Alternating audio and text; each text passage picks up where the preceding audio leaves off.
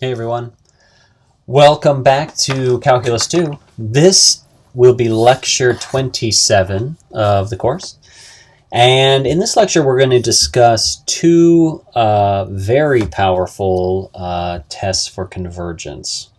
This will kind of be the last lecture. This will be the last lecture in a series of lectures where we've been interested in when do certain series converge, how can we explore this question, what are some tests that we can do, etc. So we'll still be using these tools for the rest of the course, but this will be the last one where we introduce these brand new tests, these convergence tests. So and we kind of end on a really good one, right? So the ratio and root tests. Okay, so let's go ahead and jump into it. So we'll go ahead and call this section 4.6 the ratio and root tests.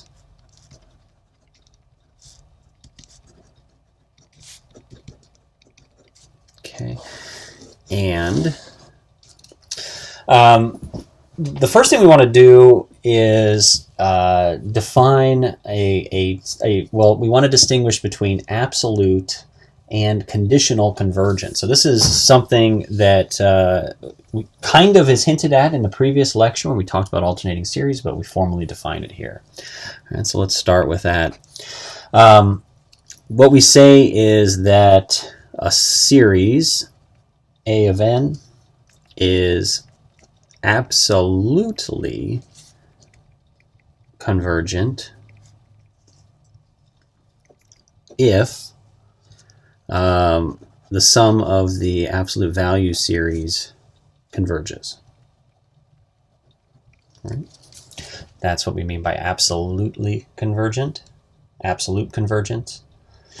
And then contrast that with a series A of n being conditionally observant or convergent. So conditionally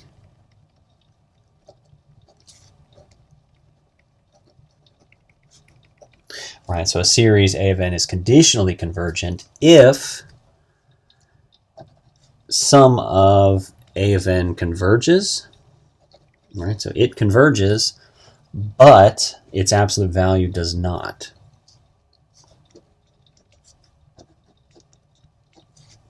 Right, so its sum of the absolute value diverges. Okay, right. So two distinctions there. So on the one hand, you've got this idea of absolute convergence, and so a sequence is absolutely convergent if its absolute value converges. Now, if this happens, then this automatically happens. Right, you might recall that from the last section. Right, so if the absolute value series converges, then the original series converges as well. Now, what we're kind of introducing here is this idea of conditional convergence. So a series is conditionally convergent if it converges, but its absolute value diverges. Now, what can frequently be happening here is, you might have convergence of the sequence itself, but if it's like an alternating series or a series where you have a significant number of negative terms, like half of the series is negative, then the convergence may depend upon the negative values being negative, right? So they may cancel each other out, undo each other, and if you take that away, then the series may diverge. Right, so that's more often than not, that's the driver, right? That's the driver behind conditional convergence, right? The necessity for the negative terms to be included as negative terms so that the total sum will converge. Okay, let's do an example, kind of demonstrating this property. Right, so let's consider consider this guy here, n equals 1 to infinity of negative 1 to the nth power divided by the natural log of n plus 1. Okay, now this is a relatively simple series to write out. This is going to be negative 1 over natural log of 2 plus 1 over the natural log of 3 minus 1 over the natural log of 4 plus so on, right? So the negative the terms oscillate, right, back and forth. It's alternating. Okay, so it's an alternating series, so we can use the alternating series test to test for convergence, right? So by the alternating series test, right? So by the alternating series test, Yeah, we know that a of n is less than or equal to, sorry, it's a reverse. A of n plus 1 is less than or equal to a of n. And the limit as n goes to infinity of a of n is equal to 0. So this series converges. Right, so again, I'm kind of going fast here. You could confirm these things by looking at the series. You could figure this is definitely true, this is definitely true. So this is straightforward. Right, so by the alternating series test, we have these two conditions met, so the series converges. Okay, but consider the absolute value series.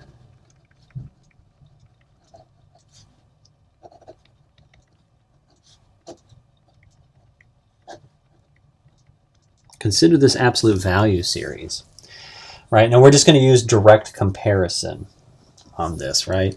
Well, let's write it out here first. So when we take the absolute value of this, that basically nullifies the negative, right? So you'd end up with just 1 over the natural log of n plus 1. Okay.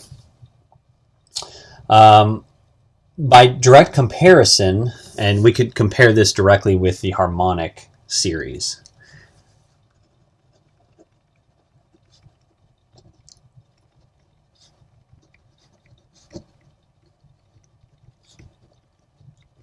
Right, by the harmonic series, 1 over n, I think would work. And we would see that this thing diverges.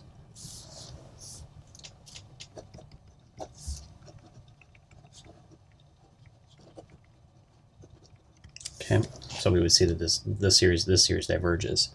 Right, so and so basically the punchline of all this is really the details aren't what we care about in this example. What we care about is the the fact that this is going to actually be a conditionally convergent series.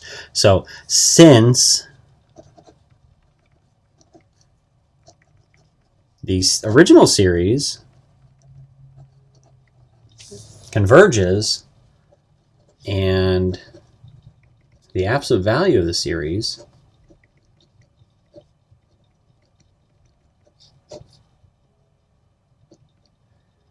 diverges, this series, the original series, is called conditionally convergent.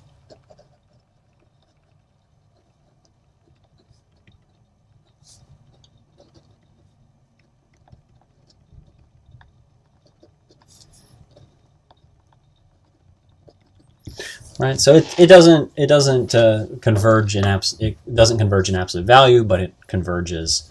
The original series converges.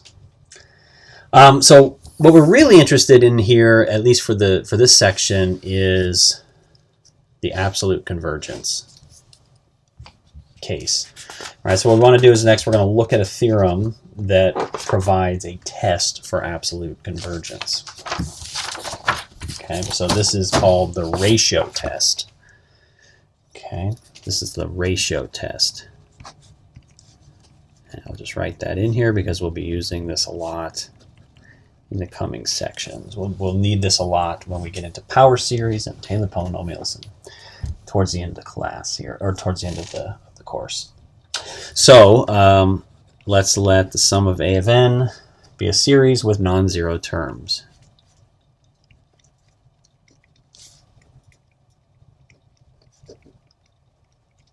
Okay. If that's the case, then 3 things. All right, the first one is the most interesting one, and that says that the sum of a of n converges absolutely if the limit, as n goes to infinity, of the ratio, this is why it's called the ratio test, of a of n plus 1 over a of n, if that limit is less than 1. Okay, so the series will converge if the absolute value of the n plus 1 term divided by the nth term, the limit as n goes to infinity of that absolute value is less than 1. Then you get absolute convergence. Okay, now you get divergence.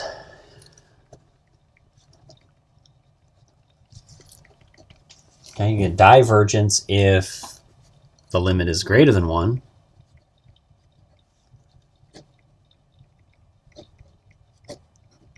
Okay, or infinite. I'll just write or infinite, right? If the limit is infinite or any value greater than 1. Right, so basically anything other than 1 or less. If it's like 5, or if it's 57, or if it's 1,010,000, or if it's infinite, then you're going to have divergence. The series A of n will diverge. And then you've got inconclusive if the limit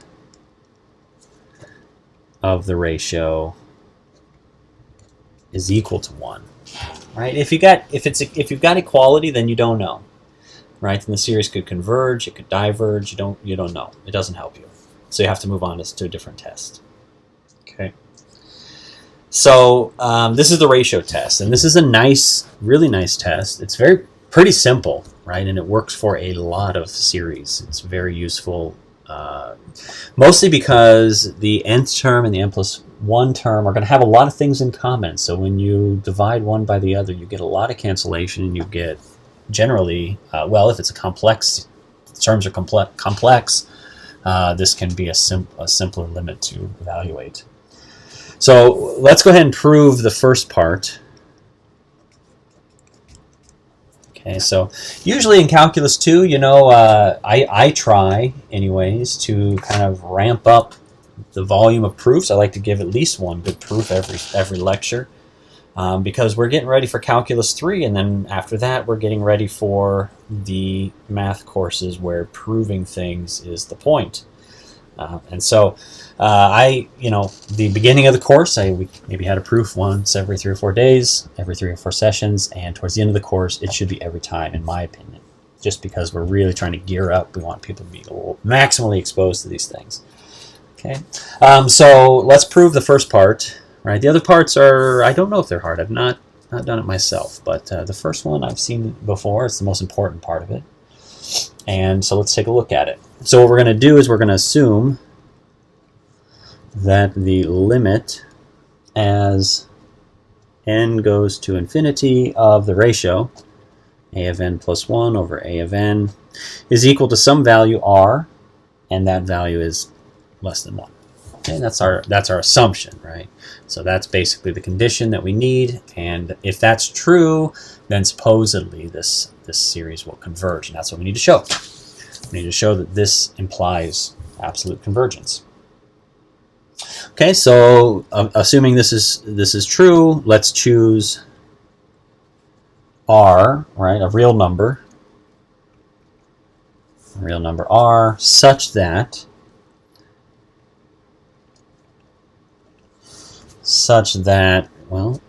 a of n plus 1 over a of n is less than r. Oh, shoot. I'm sorry. Let me step back. I skipped a line. Such that, okay, forget about that part first. All right, so we're choosing r, big R, real number, such that 0 is less than or equal to little r, right? So we know that's true. And I think that should be strict. Let's keep that strict. So 0 is less than r, which is less than 1, and we're going to choose a big R between those two values, right? Strictly between them. Okay, we can do that, right? These are real numbers. R is some number that's less than 1. There's always going to be some other number between r and 1 if r is indeed less than 1. Okay, and so we can do this, right? So this is straightforward. Then where I meant to go with this previous one was to say that there exists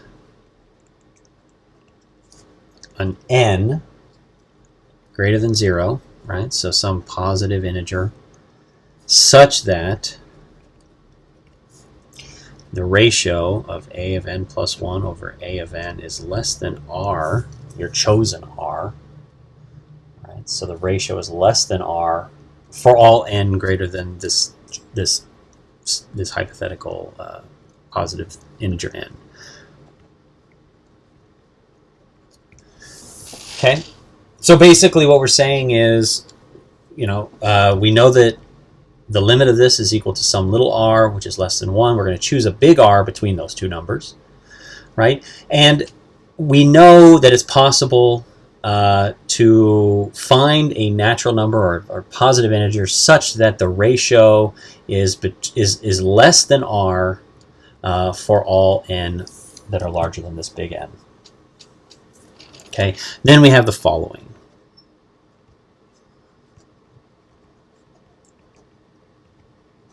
Okay, and so here's this part's a little bit tricky, so let's be very careful with this part. You may have to pause it, back it up.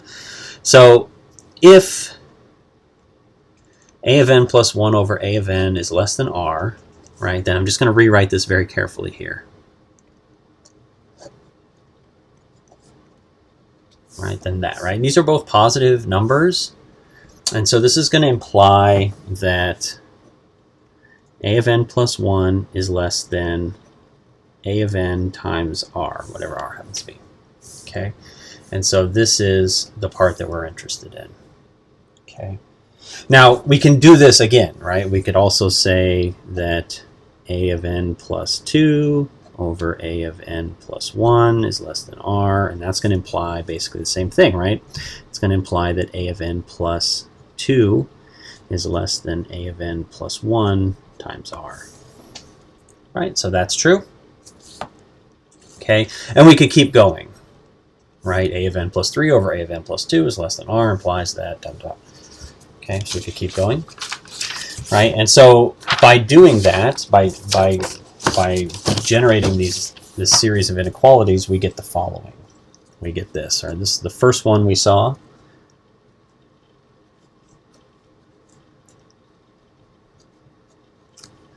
Okay. Now we saw secondarily, I'll pull it back up here, that this was true, right? Right, so that a of n plus 2 is less than a of n plus 1 times r. So we could take this one and toss it in there. And what we would get next is that a of n plus 2 is less than a of n plus 1 times r, which itself is less than a of n times r squared. All right, we could do it again, right? We could continue on like this.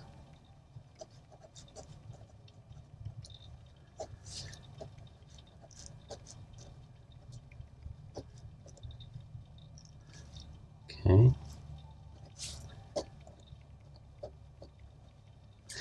And so on.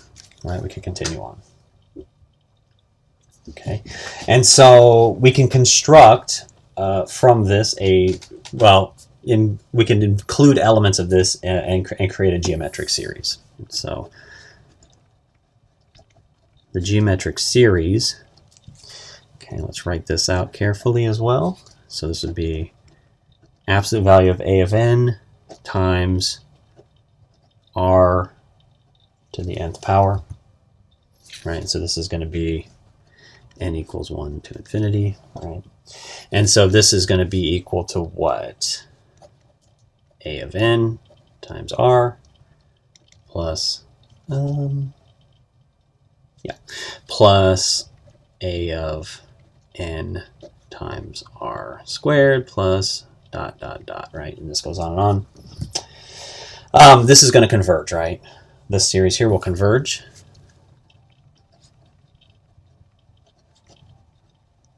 Right, and it'll converge because, r is less than 1, right? By assumption, right? Recall back here at the beginning, right? How did we come up with this r? Well, we chose an r that's between, our limit value and 1. So this r is less than 1. And so if that's the common ratio of a geometric series, then the series will converge. Okay.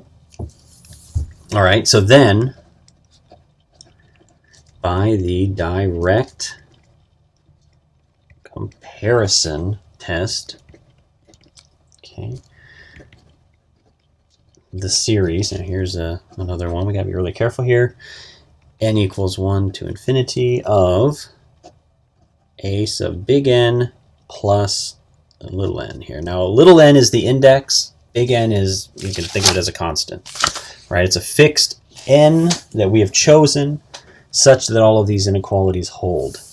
All right, so this is going to be equal to a of big N plus 1 plus a of big N plus 2 plus dot dot dot plus, and I'll put the nth term in here, a of big N plus n plus dot dot dot. Okay, this is going to also converge.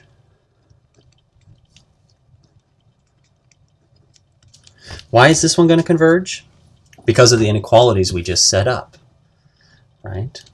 The inequalities we just set up.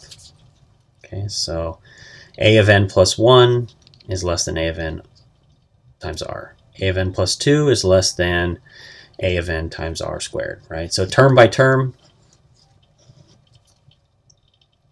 these will have this, the direct comparison is going to work here. Oh, sorry, these are greater than. Less than, yeah. Right, these are less than. So if this one converges, if that one converges and all of the terms are smaller than this, then this one is going to have to also converge. Right, that's the direct comparison test. Right, so this is extremely tricky and subtle, right? So you have to make sure you get this. Right, but the only reason we did this was so we could set up these inequalities so that we can make this term by term comparison. Okay, so this term is less than this term is less than that term, and so on and so forth, every term in the series. Okay, and so that means this converges. Now, what does this imply? Well, this implies that the overall series converges. Right, this implies that the series itself converges.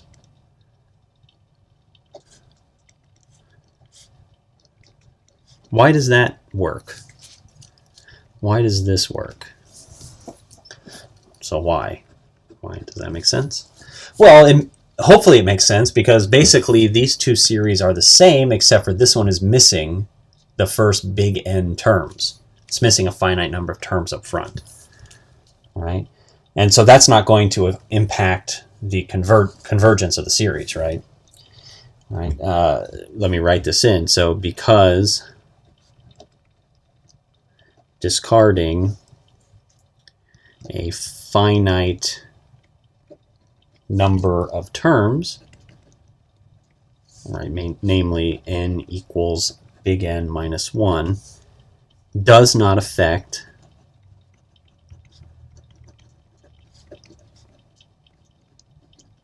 the convergence of the series.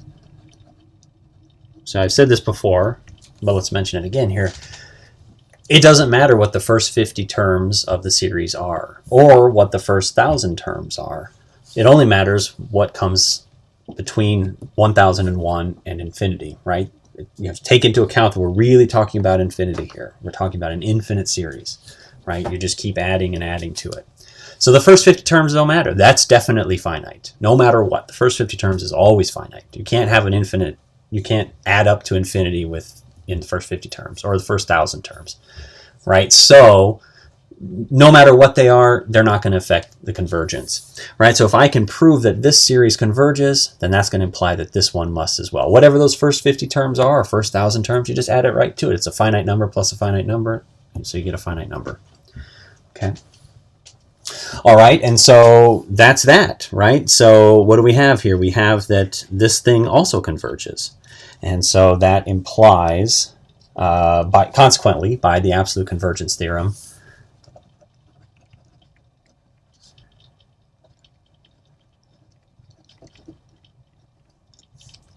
right, the series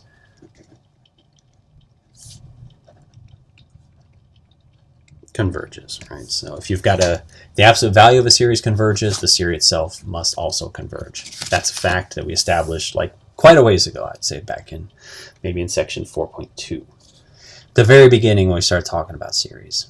Right? The reverse is not necessarily true. Right? The original series converging doesn't imply that the absolute value converges. But the absolute value converging does imply that the original converges. Okay, so we've got the absolute convergence then. Okay, kind of a beautiful little theorem, nice little proof, extremely tricky. right? A lot of math proofs, if you start to go climb higher into the ranks, will involve things like this, constructions like this that require some thought, that require some convincing, perhaps, but the argument is solid. So take a second. If you weren't following this piece, just take another look at it. All right, perfect. So let's take a look at some examples using the ratio test. Very powerful test, extremely useful. We use it all the time. Example. Let's consider this series, n equals 0 up to infinity of 2 to the nth power over n factorial. Does it converge?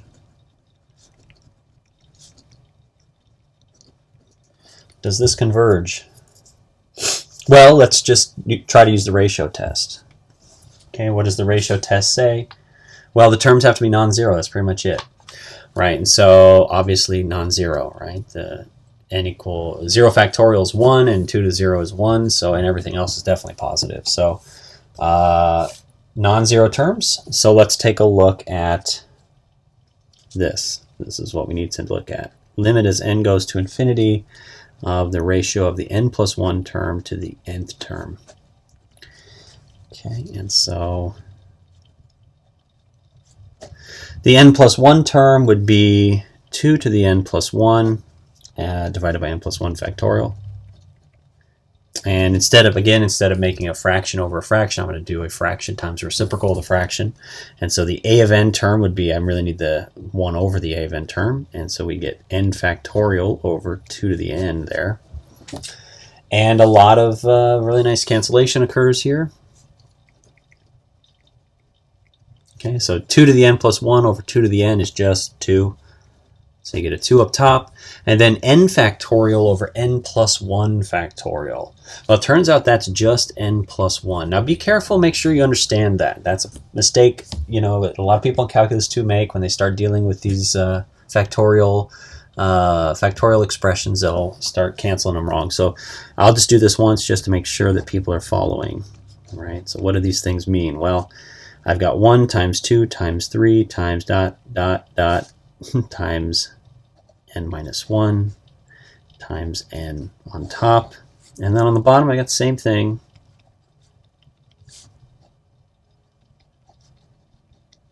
Except I got one more, don't I? All right, this one goes up to n plus 1. And so everything cancels except the n plus 1. And so that's why you have that left over there. And so this guy here clearly goes to 0. Okay, and so that is good enough. That's what we need to see. And so we would say, therefore, the series converges, and converges absolutely.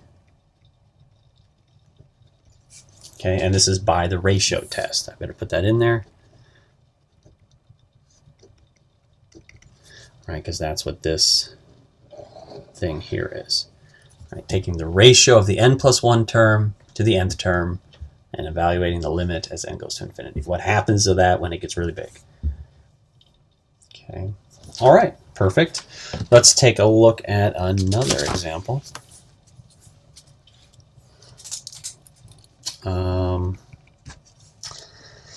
How about this one? N equals 0 up to infinity of n squared times 2 to the n plus 1 over 3 to the n.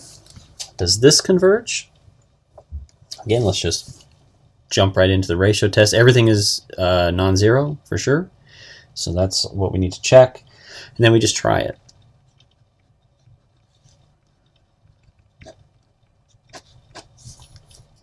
Okay, so what do we get here? We get the limit as n goes to infinity.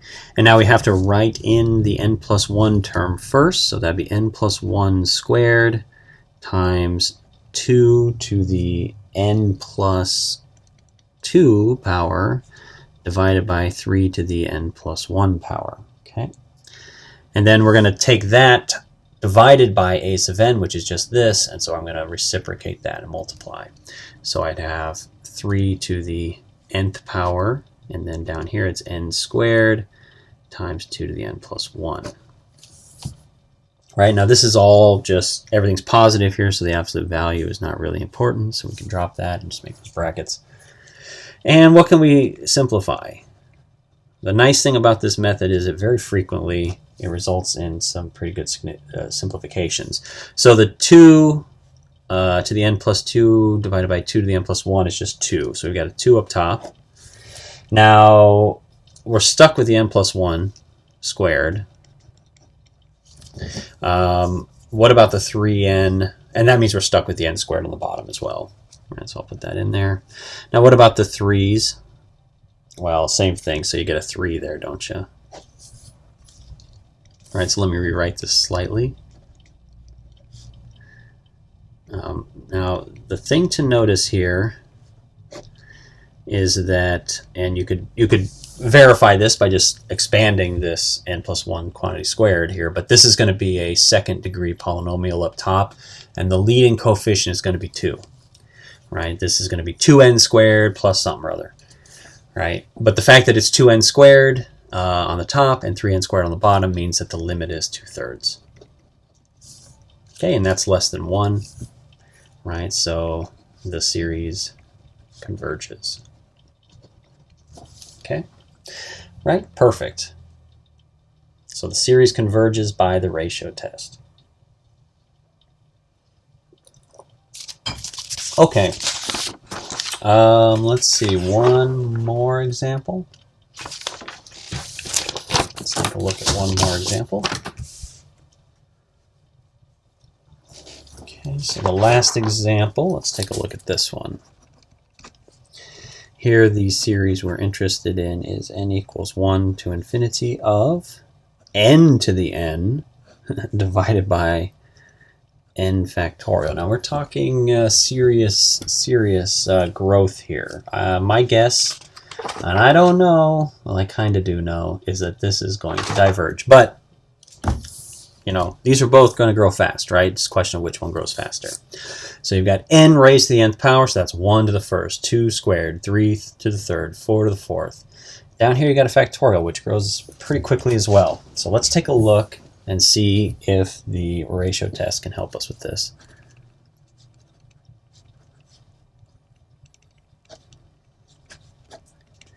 Okay, and so nice thing about this is that it becomes very easy to deal with these kinds of things with a test like this. It is very robust. So plugging in our n plus 1 term and then multiplying by the reciprocal of the nth term, we get this and then this.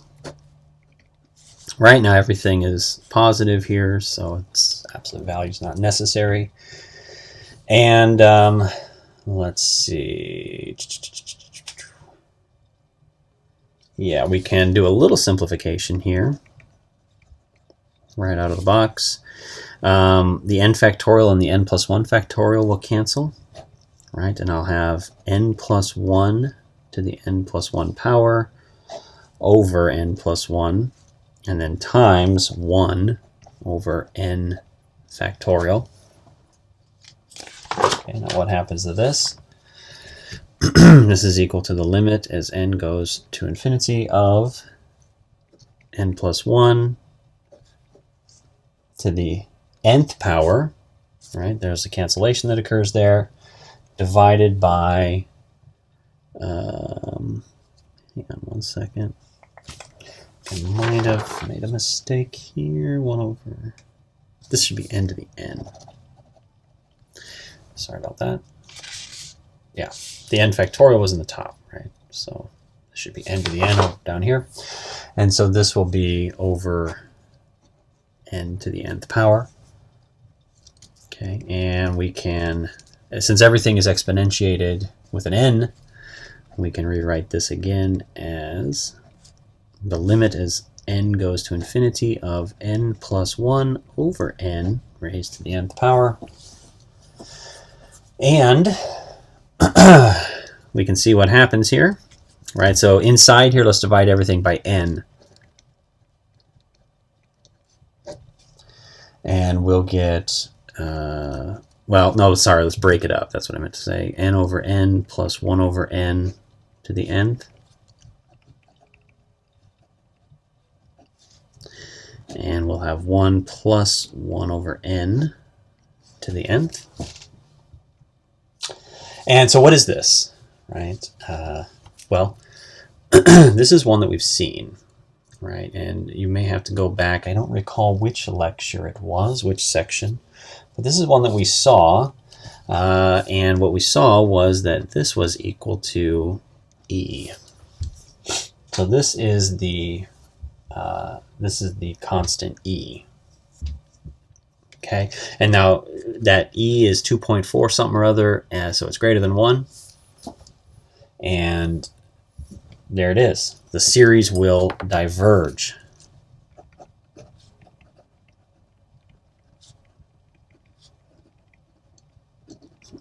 It's quite amazing, right? So this nasty looking expression that has all of these, n raised to the nth power divided by n factorial. That thing right there, when you run the ratio test on, you get E, right? So basically the ratio of the terms, successive terms, converge to E as n goes to infinity, which is amazing in and of itself. And then, of course, that will imply what we suspected ahead of time, that the series will diverge. Okay. All right. Very good. Very good. Now, this guy here is something that we could have used, the theorem that I'm about to introduce. We could have used what's called the root test on this. I don't recall off the top of my head how we showed that this limit approached E. But I do believe the root test, which we're about to introduce, would probably tell you at least that it converges.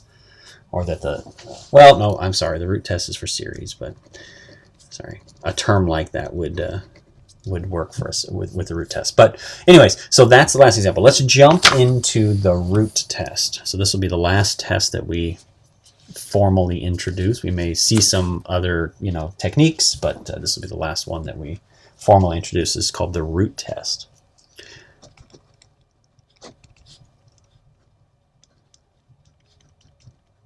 Now the root test is called the root test because it has a nth root in it, right? Now before you freak out, because nth roots are nobody's favorite, the root test is extremely powerful, especially when working with series that involve nth powers, kind of like what we saw here, right? So if this were a series, 1 plus 1 over n to the nth power, I would certainly try to deal with this using the root test initially because it's just perfect for that.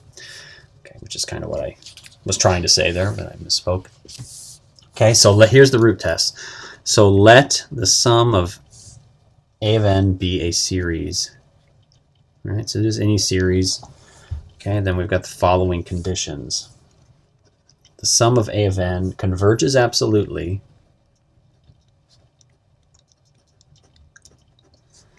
if the limit as n goes to infinity of the nth root of the absolute value of a of n is less than 1. So that's one that probably you didn't expect, right? But yeah, so if the nth root of the absolute value of the terms of the series converge to 1 as n goes to infinity, if they head off to 1, then, or less than 1, any value less than 1, then the series must converge absolutely. Okay.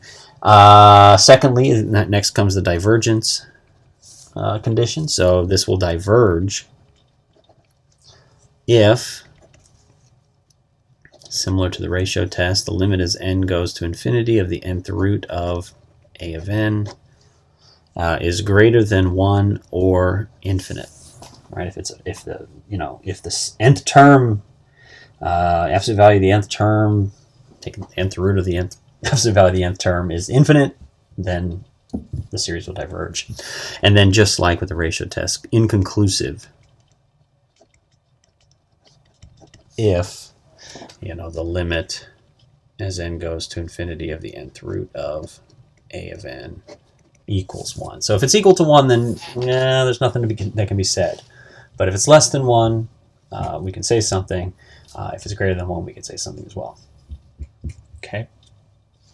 So I'm not going to prove this one just because it'll take a little more time than I want to, but I think you can find it online. Just look for proof of the root test or try to work it out yourself. You might be able to employ some of the techniques. I just don't know. I haven't seen this proof myself, at least not recently. Let's do an example with it though. Okay. We're interested in this series n equals 1 to infinity of e to the 2n over n to the n. Does this converge? Okay, well, let's talk about the absolute value of a of n, right? That's the terms itself, so e to the 2n over n to the n. Okay, and what about the nth root? Well, that's going to be e to the 2n over n to the n. And instead of using the radical notation, I'm just going to use the 1 over n notation. Okay, so we'll write it like that. Right? And then this is where the root test becomes extremely useful, right? Because you're exponentiating everything with 1 over n. So if you've got n's in the exponents, it's going to clean up nicely. So e to the 2n over n to the n over n, right? And you get e squared over n. So the limit as n goes to infinity of the nth root of the absolute value of a of n is just the limit as n goes to infinity of e squared over n, right? And now I hope everybody can see what happens here and can intuit what happens here. If not, I feel I have failed as a Calculus 2 instructor. This is obviously going to go to 0, right, which is less than 1. Right, n is going to grow without bound. E is constant. Clearly, this is going to, this limit is 0. So because the limit is less than 1,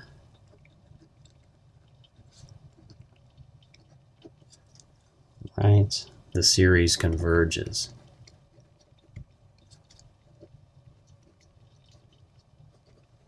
Okay, so that's that.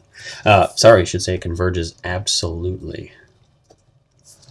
Okay, and that's the root test. So that is the root test. Okay, we'll do another example in a moment, but let's pause for a second and reflect on what we've accomplished over the past 5 or 6 lectures. All right, so we have looked at 10 different tests for convergence. Right, so we have looked at 10 different tests for convergence. There's a lot of things we can try. We had the integral test, we had p-series, geometric series, ratio test, root test, absolute, direct comparison. What else do we have here? We had tests for alternating series. We had telescoping series tests. Right, so a whole bunch of 10, in fact. Knowing when to apply these things and in what manner to apply them, how to apply them, what order, how to think about this is a matter of practice. Right? It's a matter of just trying a lot of different things, getting very comfortable with a handful of them, being familiar with others. But there's no quick list, in terms of like, here's what you should do, and in this order. You really need to practice. You really need to look at lots and lots of different series, try to troubleshoot them. You need to try and fail on a bunch, right? And, because you'll learn from those. But it really is a matter of practice. Now, that being said, am I going to give you guidelines? Yeah, of course I am. That's what I'm about to do. So, guidelines for testing a series for convergence.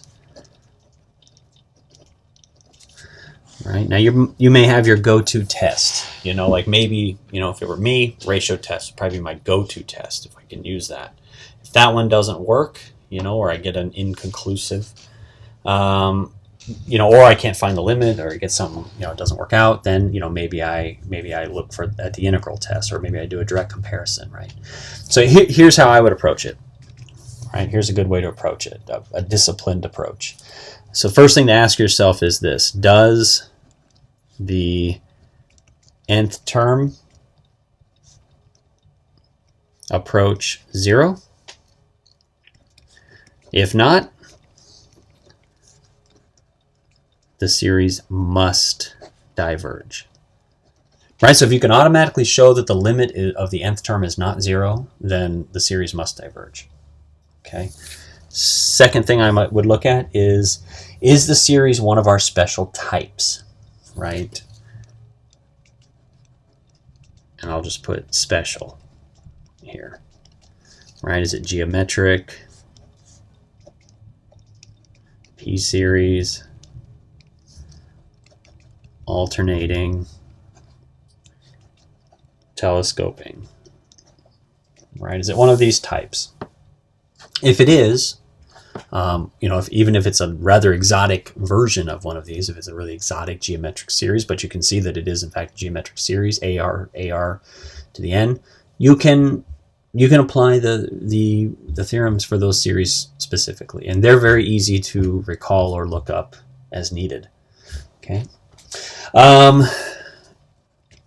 Next up, and then comes a special test, right? So, and in no particular order, can the integral test,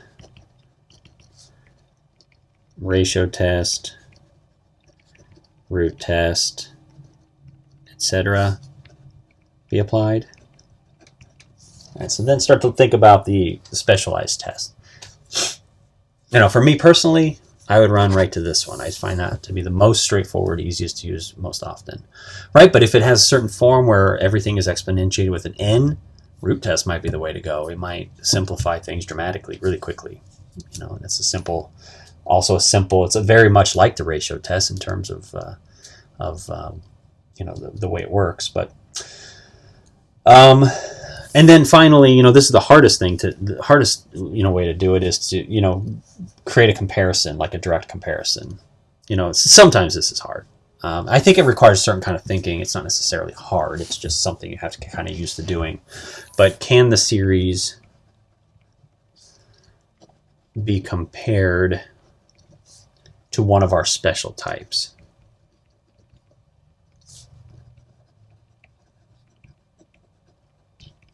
All right, so we have these special types. Can we compare it to one of them?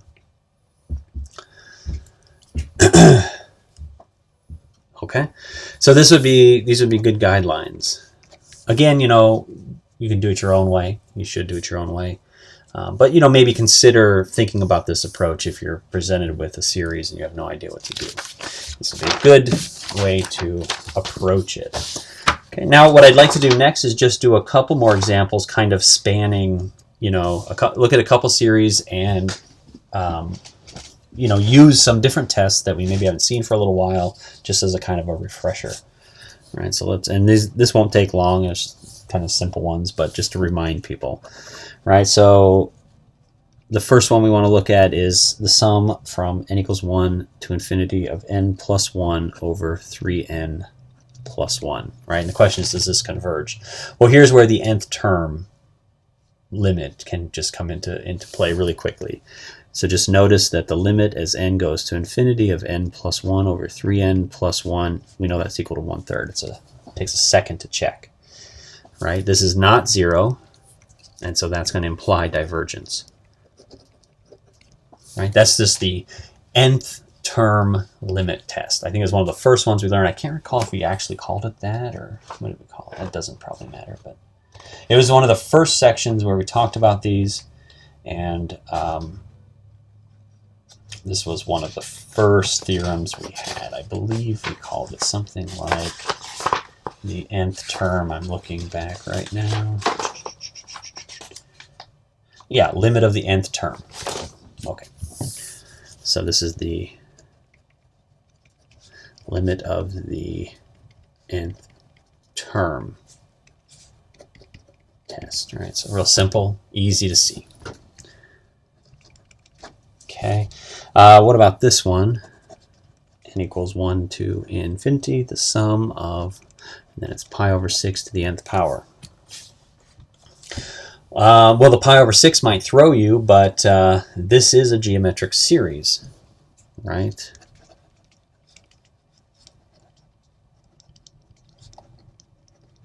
Right. So here you would, if you think of the geometric series as AR to the n. Well, in this case, it's 1 times pi over 6 to the n.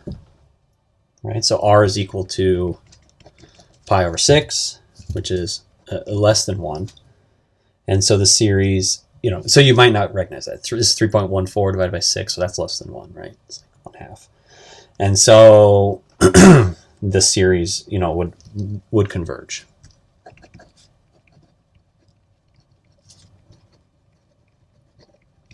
Right? And in fact, for a geometric series, we can find the sum pretty quickly as well. Right? So in this case, the sum would be equal to A over 1 minus R. Right? So, yeah, A equals 1, R equals pi over 6. You could plug that in and find the actual sum of the series. All right. Another example. So, the sum n equals 1 to infinity of n times e to the negative n squared. Does this converge? Well, when I see this, even though I kind of know where I'm going with this, but this would be one where it looks like an integral to me. It looks like an integral that we've done in the past even, right? So the integral test. I mean, you could try all the other things as well, right? Maybe to look at the limit of the nth term. I'm not sure. It's going to be n divided by e to the n squared. So I'm not sure what that would amount to. It might go to 0. I don't know for sure, but we can easily integrate this. So the integral test, I mean, if you recognize this as being, something that we've looked at with integration for, most of the semester, you might recognize this would be a simple u substitution to calculate this. So let's do that.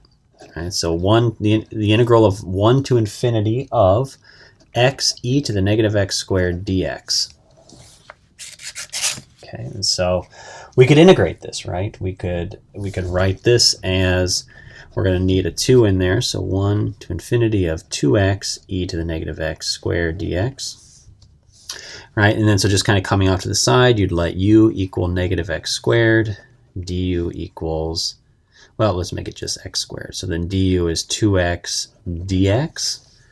Okay, and so this would be 1/2 times the integral from 1 to infinity of e to the negative u du.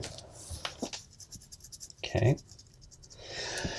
And so we could, this is an improper integral, so we would have to, do something like this. 1/2 times the limit as b goes to infinity of 1 to b of e to the negative u du. And we would see that this is, 1/2 times the limit as b goes to infinity of, and then the integral here is negative e to the negative u, and that's 1 to b. Right? And so 1/2 limit as b goes to infinity of, and now remember the u is x squared, so this is negative e to the negative x squared from 1 up to b.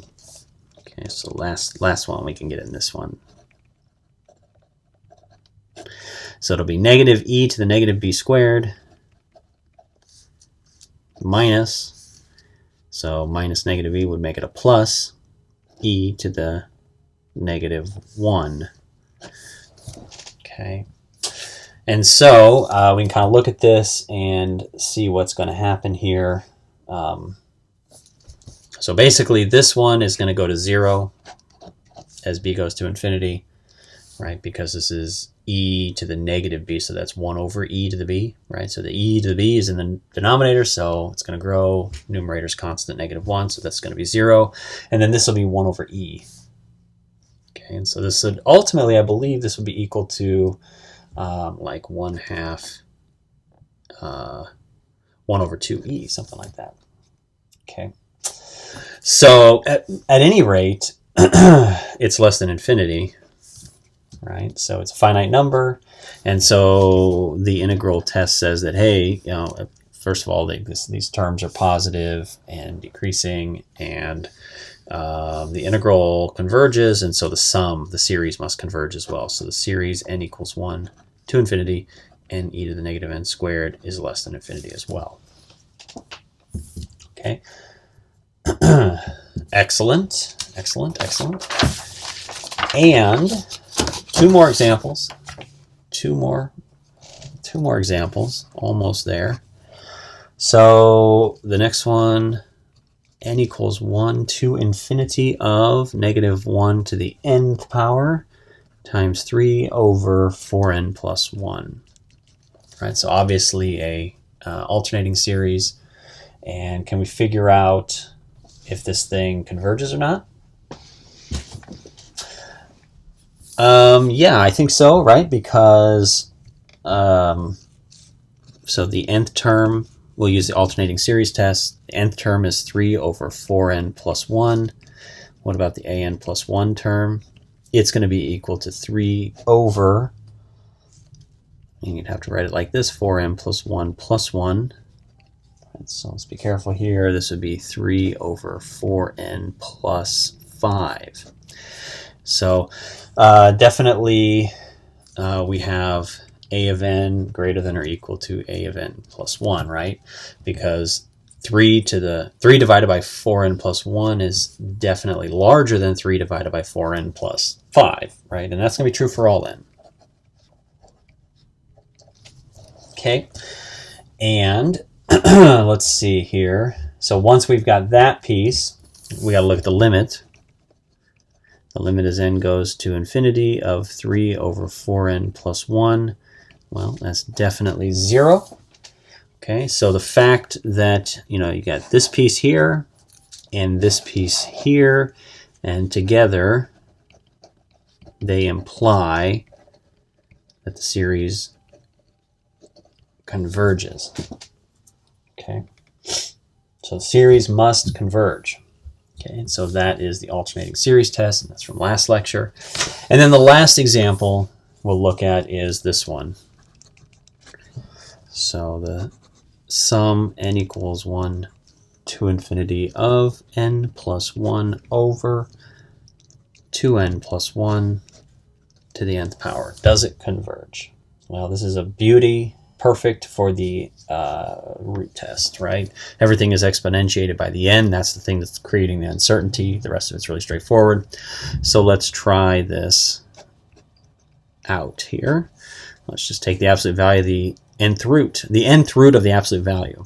Okay, so in this case, it's going to be n plus 1 over 2n plus 1 to the nth power to the 1 over n power. Right, and so we can see that that is n plus 1 over 2n plus 1. And that's the nth root of the absolute value of the nth term. And so the limit is what we're interested in there.